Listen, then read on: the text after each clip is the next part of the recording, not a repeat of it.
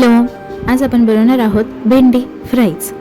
त्याकरता भेंडी अशी उभ्या आकारात बारीक चिरून घ्यायची, जेणेकरून ती तळल्यावरती क्रिस्पी होते. ही भेंडी फ्राईज बनवण्याची मी सोपी पद्धत शिकवत आहे, जेणेकरून कमी वेळात तुम्ही पटकन बनवू शकता. भेंडी अशी छान प्रकारे चिरून झाल्यानंतर त्यामध्ये दही ॲड करायचं. 3-4 चम्मच तुमच्या आवडीनुसार व ते मॅरिनेट होईल याकरता.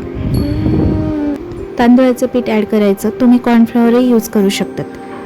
3 चम्मच तांदळाचं पीठ, 3 चम्मच बेसन पीठ, काश्मीरी लाल मिरची पावडर,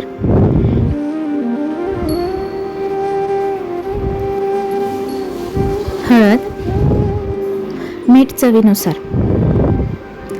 सर्व आता छान प्रकारे मिक्स करून घ्यायचं आहे व 10-15 मिनिटं मॅरिनेट होऊ द्यायचं. त्याच्यानंतर तळायला घ्यायचं.